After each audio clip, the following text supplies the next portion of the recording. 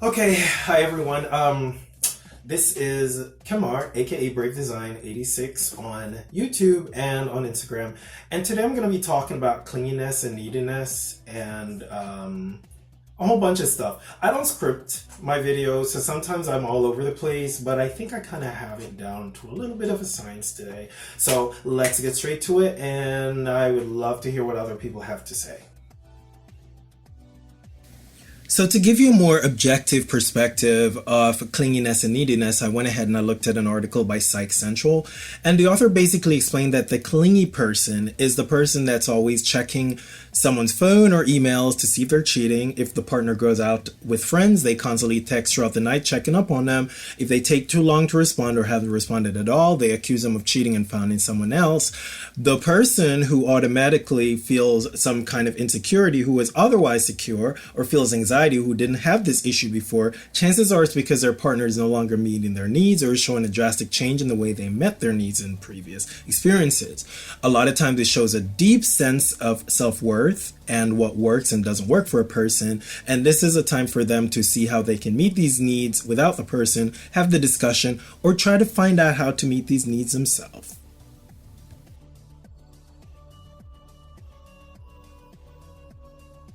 Okay, so before I go straight into it, I would like to mention that clinginess and neediness are things that exist in every single one of us, okay?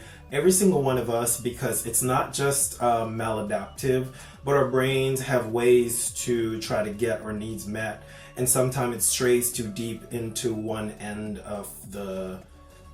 um, of the continuum, as I would call it. But I also realize that it's a very subjective set of terms, and it also depends on the person you're with. Now, don't get me wrong, I know there are extremes of this where it becomes pathological, both to the person being clingy and needy and the person on the receiving end, and it extends way beyond romantic relationships. It also extends into friendships that I've experienced before, and I have been guilty of. But I would also like to discuss the fact that sometimes we need to check it. We need to check our own clinginess and neediness, and we also need to, again, check ourselves and our self-love before we go around throwing these labels at people, because I kind of realize that a lot of times when we say that, it leads back, especially if it's in the earlier part of the interaction, whether it be a friendship or a relationship, it leads back to our true intentions of this person. So I will go back into a little bit of history with me. I've moved through several stages of attachment where at first I don't even know what the hell it was, if it was an avoidant or I just didn't care. And then it moved into anxious attached when I started having one too many games. People played games with me knowing that they had no intentions of anything going serious, but lied to me, and so it triggered anxious attachment, where as soon as I start dating someone, within 3 or 4 weeks, if they start showing any signs that they're not really interested, they just played a game, then my anxious would chip in. And sometimes I would do it only to make sure they're still there, or sometimes I'll try to push them away. But honestly, looking back, all of them, it had no bearing whether or not they would have stayed. They just, it kind of pushed them away quicker than they would. Maybe, took off a week or two off of it, because when I really look at it, they had zero intentions. But I've actually dated people that were clingy and needy. I have dated extremes. And before anyone wonders what does that look like, I ended up dating someone from a very rural part of Pennsylvania, and I didn't expect, this was a very good looking person, but they were bigger before they met me, and they lost a lot of weight, so they still had this fat person feeling, just like I still feel like I'm super skinny and need to gain weight. But this person was amazing. I mean, I knew it from the moment I met them, that all my anxiety went away without me even knowing them that well. And it so happened that they came here on a Thursday night, and I was suspended from work, but for some reason there was just a calming spirit to this individual. And of course, being the country person they were just very easygoing, and I fell asleep. I fell asleep with them laying on my chest, and I kid you not, I could not wake up the next day, 11, 12 o'clock. I couldn't. They had to get up and be like, we need to get some stuff done. Like, we can't just lay in bed all day. I felt so relaxed. But I started noticing the clinginess and neediness right away, where I don't like people touching my butt. I really don't like it. It really, for some reason, it just doesn't feel right. It's nothing about homophobia. It's nothing like that. It just, I don't know. I just don't like it. Just like I don't like people licking my ears and stuff. It just feels weird. It creeps me out, or my bottom of my feet. It creeps me out. And I yelled at them because I was sleeping, and they started crying. So that was the first sign. And this is not us kids. We were in our 30s. And we went out to a bar, and I told this person that, their ex was and still is my best friend. And I told him that, this is one of my best friends, and you're probably going to need to at least be civil. And this person just started crying. And then it got to the point where I would get a text every morning, which I appreciate. And then I would get a text around lunchtime. And then they would call lunchtime. And they would text after lunch. And they would text throughout the day, and then they would call when they know I got off of work, and then they would text again, and I'm like, okay, this is a bit much. Like, this is a lot. And I brought it to their attention. Listen, I work a lot of hours. It's fine to text. At least allow me to text sometimes, but you can't be calling. And these calls weren't 10 minutes. They were like an hour, hour and a half. And this person threatened a breakup. And then the second time they did it, I told them, okay, let's just break up, because this is just not working for either of us. And that conversation ended up being for 4 hours, and they just wouldn't stop. And that's clingy and needy to me. That's pathological, and there are things that need to be addressed. Now, one of the reasons I decided to do this video is because I've been accused of it before. And for all my anxious attached people and people who have self-esteem issues or neediness or clinginess, or isolate themselves a lot to avoid being hurt. Sometimes when you're isolated long enough, you believe anything people say because you lost the skill to evaluate your own self when you're out around, with people. And I was doing that. I sometimes would tell people that, I'm just not going to date anyone because I'm too clingy and needy. But I found that when I'm with someone, that does not trigger my anxiety, because I know the signs. As I said, I used to be a serial cheater when I was much younger, and so I know the signs. And I know the signs when someone's losing interest or there were no interest at all. And so it usually triggers my anxiety. And my way of being clingy is to try to ask them when we're hanging out again. And this is not, before anyone start questioning themselves and claiming they're clingy, this is not for someone I met once or twice. This is someone that I've been hanging out steadily for like a month and a half, 2 months. And the text messages start getting less meaningful. They're checking up on me, but it's very generic. It's the what's up, the GM, the hey, not really being open to dialogue. It's just formality at this point. And a lot of times I, just to make my exit or to at least get to hang out with them, I'll ask, well, are we going to hang out like, I don't know, this is the first week of the month, and I'm like, well, will I get to see you for the rest of the month? And, that's my way of being clingy or needy. I'm expressing my need to hang out with this person. And so I make reference to the fact that, are we going to hang out? I don't want to impose myself by being like, so do you want to hang out this weekend, or we should hang out? I don't do that, because I'm not going to I don't want to force someone to hang out with me. I want to give them space enough to, give them the option of hanging out with me. And if they say but that kind of corners them, because it's a whole month or 3 weeks. So if you come up with all these plans, then I know it's time to pull back. And that's something I've learned growing up. There are times when you sense things, you don't attack it, because if you attack people, they may hang out with you just to be nice. Give them the option, and then you walk away. So I'll do that. That's my way of expressing need. Now there is as I said, there are pathological ways that people are needy. Some people may have had trust issues, and so, throughout the relationship, 6 months, a year in, they're still very depressed if the person isn't around 24 hours a day. One of the ways I address my neediness, or address the idea that I may be needy, is how long we were together and how I express my needs. So, as I've explained in a previous video about attachment style, I only have challenges or anxieties within the first month or so. In fact, one of the ways to address it, my advice, is see how long you're in and don't make any emotional commitments until there's been a label and you start seeing effort on the other person's side. Now, if there's no effort and there's no label and they refuse to create a label, or at least say we're dating, then you're only going to come off as needy because their intentions for you were never to be permanent. There is no seriousness to the whole thing. They were just playing games with you, and that will worsen your neediness over time because you're going to start internalizing it, and that's what you don't want to do, because they don't care. They really don't care about you, and you expressing your needs is annoying them.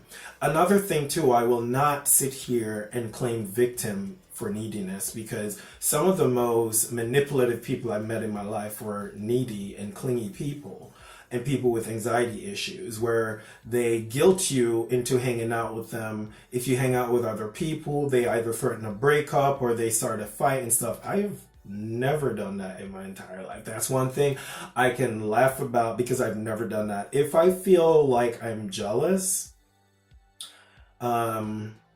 because someone's hanging out with other people and not me, I don't know. I find something else to do. And that's another advice too. If you find yourself getting needy and putting all your energy in one person, whether it be a friend or relationship, find other things to do. Find other things to do. That was something that I had issue with when dating needy people. They tend to not have other things to do, or they stop doing the other things they did, and start making me their everything. And that's too much for anyone to deal with. And some of these people, some catered to me, which I like, but a lot of them didn't. They always needed. But the moment you start showing a need, they jump, because they don't give anything. And in fact, sometimes they will do something simple as, I don't know, made you breakfast 2 months ago, and they'll bring it up and be like, see, I helped you out, and now you don't want to help me out, even though you've done a mountain of things. And but no, that was their sacrifice, because they didn't do it out of the kindness of their heart. They did it for some kind of trade-off. So you got to be careful of that. And if you find yourself doing that, it's time for you to start working on yourself and thinking about your priorities. Stretch out your needs. I can't express that enough, especially people with anxious attachment. Stretch out your needs. For example, since my last episode, where I really had to do a whole conversation with myself and check my life, I realized that one of the things I was doing was almost like slowing down the things that I love to do in order to incorporate someone else, or adapt to their life just to please them, and no one asked me to do that. So now I feel so excited saying this, but ever since I started painting again, whether painting for money or just painting because it's very fulfilling, going to the gym and pushing myself to the point where I feel like really tired and weak afterwards, listening to different videos on YouTube about subreddit stories, taking a walk in the park, or the reserve, just to spot turtles. Now if someone is like, oh, we should hang out, I'm like, nah, I have a painting to do later, so I can't. And that took a lot of learning for me to do. Also, I've been on a couple dates, and if they don't text, I don't have to make an effort not to text them or to text them. I just go about my business. If you're not feeling it, then you just don't feel it. I'm not getting all anxious and, worrying about, oh my God, this is the last person on the face of the earth and I'm not going to find anyone. I don't have that issue anymore. And I hope to God this continues, because this is a great place to be. But the main reason I did this video is because I've been thinking, and I realized that one of the biggest reasons why people, especially modern day and people in the queer community, often accuse people of being clingy is because their intention for them was not good in the first place. Like, I remember a couple weeks ago, I was watching this video. I don't know how I ended up on it, but it was this mixed guy. I don't remember what state he was in. And he was complaining about being, dating while being black, and because he's very evidently mixed, green eyes and olive skin and everything, but he was saying it's very difficult dating black because of all these things. And then I was enjoying the video from a perspective of a person of color until he went to the part of saying people are so clingy and needy, and I'm like, so yeah.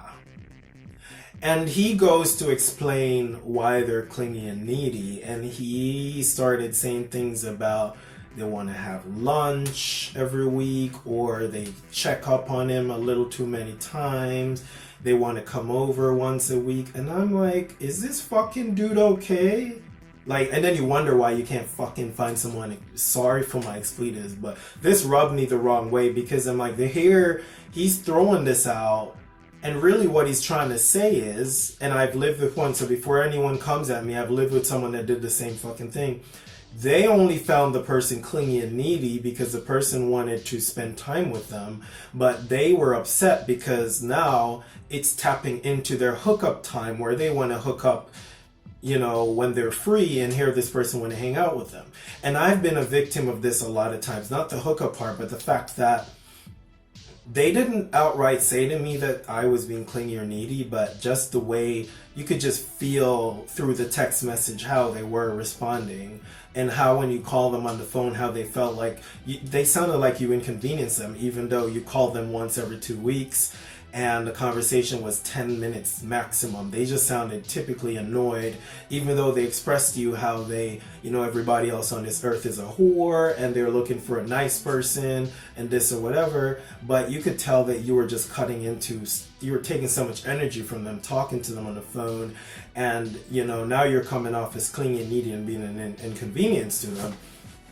But the long and short of it is because I was just supposed to be an experience, and I'm sure people may be tired of me saying this in my videos, but until something changes, I'll continue to go through this, and this is why I started working on myself and accepting being by myself and finding ways to cope and be happy. Because a lot of the people that I attract and a lot of people that I come across, their intentions were never anything permanent, either because as I said, maybe I don't look like someone they could take home to their parents. I don't know. Maybe they feel like my purpose is just for a good time. And so if I even express that one day I would love to be a professor, now it's annoying them because they don't want to hear all that. And then all of a sudden, everything that I do outside of wanting to have fun now becomes clingy and needy because that was never their intention. So my message to anyone that has anxious attachment, now I'm not telling you that when you meet people you should automatically sign a contract that yes, we need to date. What I'm trying to say to you is that check their intentions. And some people are very good, especially other people that are clingy and needy. They don't express it the same way. Their neediness might just be a sexual one, and they'll manipulate you until they get what they want.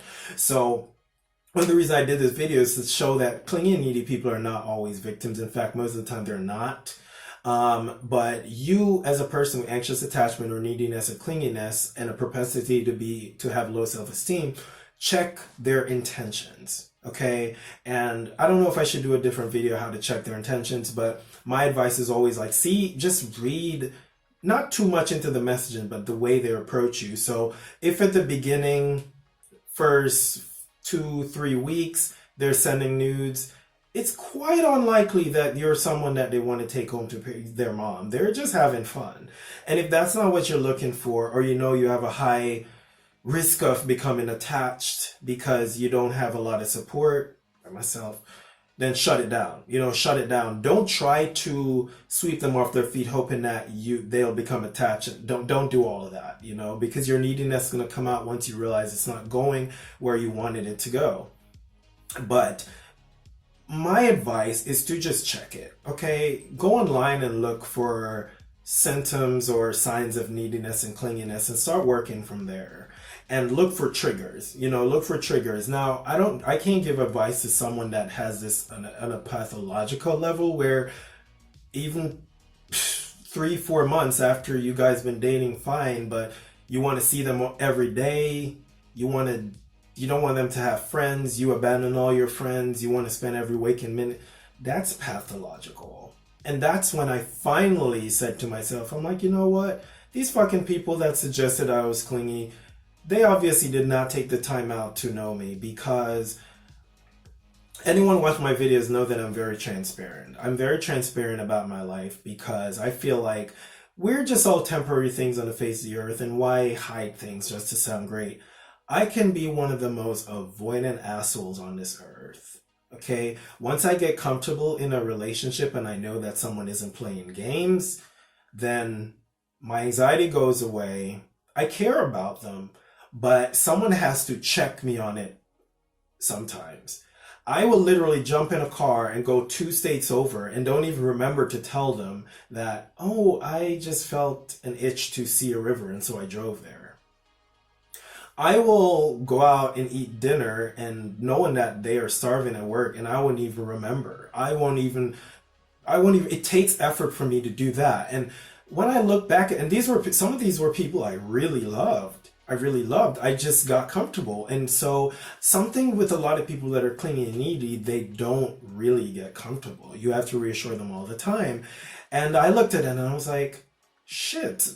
No, I only get clingy and needy when someone is showing me evident signs that they played me. And at this point, I don't even know what my brain is trying to do. I know what the answer is. I need to walk away, but my brain is, for some reason, not ready to do that. But, unlike a lot of people that have anxious attachment styles or people that get clingy easily, yeah, I'm more likely to trigger clinginess in someone else, because I will just do random things, and that's a symptom of being overly independent over the years. I will go shopping and don't even remember to ask them if they needed a pair of socks. I will do some significant thing and then tell them and act as if, well, I'm telling you now, kind of thing. I've been guilty of that, and I still am. So it makes me look back and it's like, am I really clingy or needy? I don't think so. I really don't. And I know there's a shame, like people shame people for being clingy and needy, so don't get me wrong, that's not my reason for saying I'm not. But I feel like jumping into that is me taking up space where someone really experiences this and is struggling with it, knowing that I can be one of the most avoidant assholes on this earth when I feel fine. It gets to the point where sometimes I feel like they're cheating, but I'm like, at this stage, if that's what they want to do, go ahead, but don't feel, if you want to do that, but then feel weird when I decide to not hang out with you this weekend and hang out with my friends that make me feel great, that's your business. I'm not going to argue about you cheating. Go have fun. I still love you, but if that's your priority, well, I'm not going to make you a priority. If that's what you're doing, if that brings you joy, go ahead. I'll just go ahead and hang out with my friends and laugh and feel good. I won't cry over ice cream. I'm not doing that. And that's another thing. People will lose their shit if someone's cheating on them if they are clingy and needy. As I said, for me, the only time I experience this, just like my anxious attack, is when I just meet someone and it's very uncertain. And when I went back to one of my psychology books reading about attachment in adulthood, a lot of times it is actually normal. So then again, I tell you to check your attachment and your clingy neediness. If you're experiencing this at the first part of a relationship because it's uncertain and the person seems a little iffy, believe me, you are more normal than normal is. It is actually very normal, because at this time, you're spending time with them, you feel like you're slipping into them emotionally, but you're sensing uncertainty and they're not reassuring you and they don't want to label. It's actually very normal. It's very normal if you like them. If you find that your chances are you don't really care, you're not really into them that much. So But yeah, I've had to check it because after reading about it and watching quite a bit of videos, I was like, Jesus, am I coming off as really desperate and clingy and needy? But that was because I spent so much time on myself and I was just so subject to whatever people told me I was, not really checking the facts first. But I've struggled with it. As I said, it's an earlier part. So if you feel like this is what's happening, trust me, you're not clingy or needy. Now, if it's been months or years and you're still doing it, maybe it's time to speak to a therapist. Spread out your needs. I can't emphasize this enough. Spread out your needs. Think about yourself without them. And if you feel like your heart's going to fall apart, you need to see a therapist because now you're making them your everything. And that's not good. I know they romanticize this in movies and songs. You can't make anyone your everything. You can't. It's not realistic. It's too much for them and it's too much for you because if they die, if they walk away, if they cheat on you, you're going to be left with lifelong struggles. And I've learned, as I said, I'm not prescribing anything that I haven't done. In fact, most of these things are things that I've done over the years and I've seen incredible growth. But yeah, spread out your needs. I know it's hard to make friends as adults. Try to do something. I know not everybody's multi-talented like me, so I get it. But find things, experiment, see what you like, and you know, if your partner's beginning to get jealous, well, maybe now they're becoming clingy and needy. Oh, and one last example before I even wrap this up. I know it's a long video. I have a friend that is extremely clingy and needy.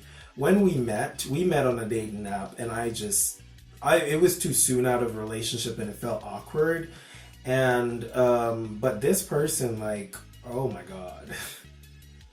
Within the first month they were introducing me to everyone. They spent the night and I got up to use the bathroom and so they came there. I was downstairs reading a book and so they laid in my lap. I went outside, they kissed me because I was going to go out and clean my car. I came back in, they kissed and I was like, this is a bit much. Like, it's a bit much. And I lived to see this person met an Asian guy and started claiming that they could not stand a person because they're clingy. And it was the first date and I lost my shit. And we're best friends now and so we're very blunt, but I lost my shit. I was like, you're someone who not only is clingy, but you say people always say you're clingy and now you are being the person that is accusing someone of being clingy. I was like, I am not sorry for you when avoidant attached people reject it. I'm not sorry for you because you're doing the same thing. You're a perfect example of the abused becoming the abuser. Like, you need to check that shit. And as I said, and he finally explained it because he just wasn't into the guy all that much. But it just goes back to one of the reasons why a lot of people will just throw that out there without even like talking to you, because you in their hierarchy of importance and what they see in a partner, you were never it. Sorry to say. So that's why they're quick to throw it out, because when you're not, think about it.